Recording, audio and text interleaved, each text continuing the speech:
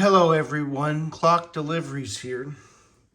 And today I'm going to talk about situations where a $10 tip is not enough or is unacceptable. Now, I know this is a controversial discussion and I understand that. And if you as a driver accept an order and they tip $8 to $10 or whatever, it is not your duty to let them know how poor the tip is.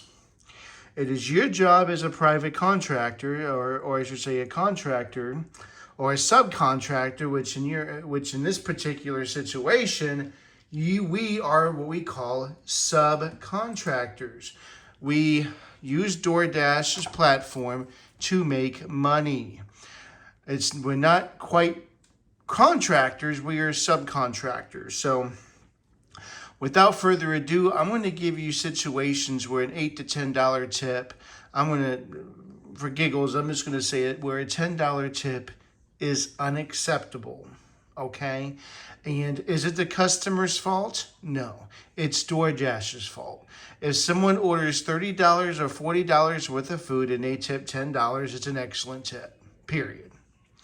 But as far as DoorDash's pay, their pay starts at $2.25. Some markets it may be $2.50. It could go up to $3 depending on your market. But anyways, I want to discuss something what we call dead zones. Okay, a dead zone is a place where you deliver and there's no options to pick up from that area, okay? And right now what you're looking at is an example of a dead zone. Now, more of a dead zone in this particular situation, maybe closer to here on my browser. This is what we call Travis Ranch. This is an area in South Heath or North Forney where we get deliveries all the time because there's a lot of homes in that area, but there is nothing to pick up from. A lot of times, Travis Ranch, they tip extremely poorly, and there's no way I would take a delivery there. This particular example is one of the worst deliveries that I've ever encountered. This is when I accepted all my deliveries, all 100 in late April. And this is probably the worst, $4.40 for 14.4 miles. It's actually more like 30 miles for $4.50 because you have to drive back. That's the key. You have to drive back. So dead zones, when you deliver to a dead zone, you're not going to get anything coming back. You're going to have to drive all the way back to get an order. Sure, maybe I'll get something in Heath. There's a handful of places. A lot of times I won't. Sometimes I'll have to drive all the way to Rockwall. Rockwall is where I deliver at. So in this particular situation, this was a no tip. It got declined so many times. It probably started at $2.25 and drivers declined it, went up to $4.50 for 14.4 miles. Now, I wanted to use this as an example because let's say that they tipped $10, okay? 10 plus $2.25 is $12.25. So this run would be $12.25 going 14.4 miles.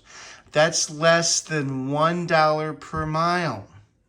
But let's just assume it's $1 per mile because I'm right here. I have to drive deep into the zone and then drive back. So let's say it's like 12 miles total to and back from the zone. So you're getting $1 per mile. But guess what? You have to drive back. This is what people don't understand. You have to drive back. So now you're getting 50 cents per mile with a $10 tip. Let me say this again. $10 tip, 50 cents per mile because you have to come back. So if this is 12 miles one way,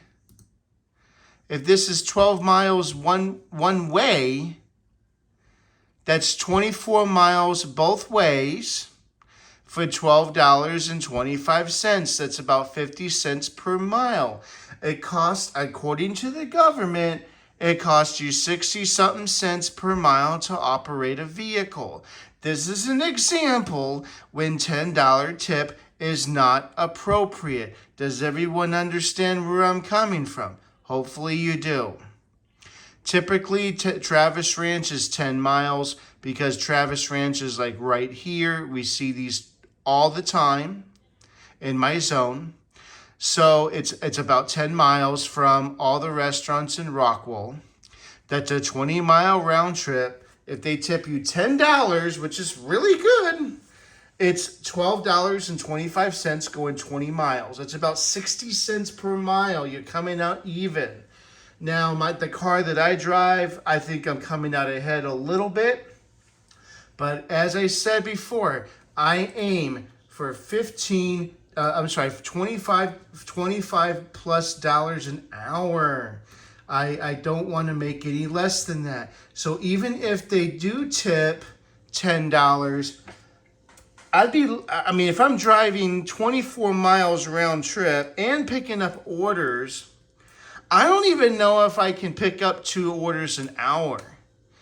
If I could, that means I would make 24 an hour. I just don't think I can. You're talking about traffic. You're talking about a lot of different things and a lot of miles on your car. I'd be driving about 40 miles for 1 hour, picking up something and coming back. This is why doubles and triples are really good. But basically for me, in order to take a run like this, or I should say Travis Ranch, which is a little bit north of this house, probably up here, I need at least $20. Sometimes I'll do 18. But this is an example of a dead zone. Now let's go over here and take a look at other dead zones in the area. So this is Rockwell here, okay? You have Lavon, you have a mini zone. So if I have to go all the way to Lavon, there is a very minute possibility I'll get something else. Now, you got Sonic, which is terrible. You got like a Dollar General, which is like, not really that great. You got to do shopping at Dollar General. Sometimes it's kind of ghetto, whatever. I know there's a new Taco Bell that was just being built. You get the picture. There's a 7-Eleven in a racetrack, I believe. Not a lot of places to pick up stuff from, folks. And if you do get something, it's probably not that great, honestly. But this is a extremely mini zone. Not a lot of options. Down here, you have North Rockwell, which is a little bit better. And then you have where most of the restaurants are. And then you have another mini zone, which is Heath. That has about a handful of places. Nicer places than Lavon, by the way. You got some Italian restaurants down there. You have a Tom Thumb, which is good.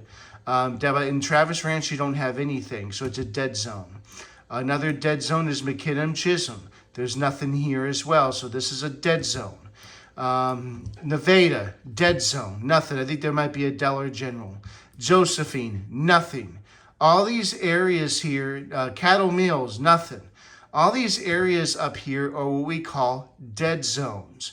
So when I'm looking at an offer, and everyone should look at this, when you're looking at an offer that's taking you to a dead zone, you need to be stricter on what you accept. So $2 per mile should be the absolute minimum by delivering to a dead zone. That's it, man. I see a lot of Instacart offers going way out. It's just really bad. Instacart's really bad. But for DoorDash, I see Nevada, Josephine all the time. I see Lavon, which is a semi-dead zone. Another dead zone is Union Valley. I try not to go to Union Valley. So ones that I'm more liberal on, like I'll accept maybe $1.50 per mile, is to Royce City. If it's along the highway and it's clear traffic, yeah, I'll accept that because it's a hop, skip, a jump away. It's about 10-minute drive, maybe 15 minutes. But I know once I deliver it, I'll probably get something else. Fate's the same way. I probably could get something else. There's more places in Fate. And even Heath, I mean, you can get something in Heath, but my point is that when you're delivering to a dead zone, you have to be strict on what you accept. And a lot of times a $10 tip isn't good enough. Whose fault is that? It's not the customer's fault. Customers tipping $10 on a $40 order or whatever. That's a great tip. The problem is DoorDash. They're not paying their drivers enough to drive these far distances. Uber Eats does a little bit better, but Uber Eats, there's a whole story behind that. I'm going to talk about that. But anyways, yeah, so I'll be a little bit more lenient going to Fade in Roy City because it's off the highway and I can come back down as long as the traffic is good. And then you have, places like another dead zone, which is up here in between Wiley and Rowlett. You get a lot of deliveries here. That's a dead zone. That's just like going to Travis Ranch, which is down here. So dead zones, you got to be stricter on what you accept. Just because it shows $12 going 16 miles is unacceptable, because especially if it's in the dead zone. So let me know what you think about this video. As I said, I feel bad for the $10 tip customers that live out there.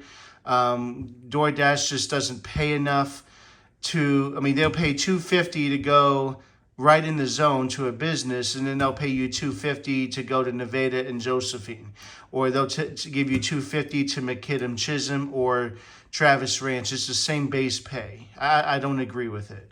The customer has to tip more. I'm not taking.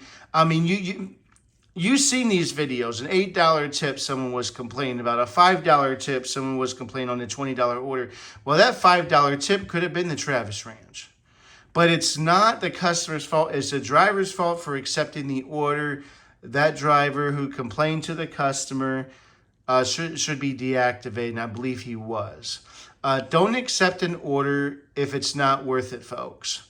I don't care. I don't care about Top Dasher. I don't care about any of that. I value my time and I value my energy. Like and subscribe to my channel. Any comments would be greatly appreciated. Thank you.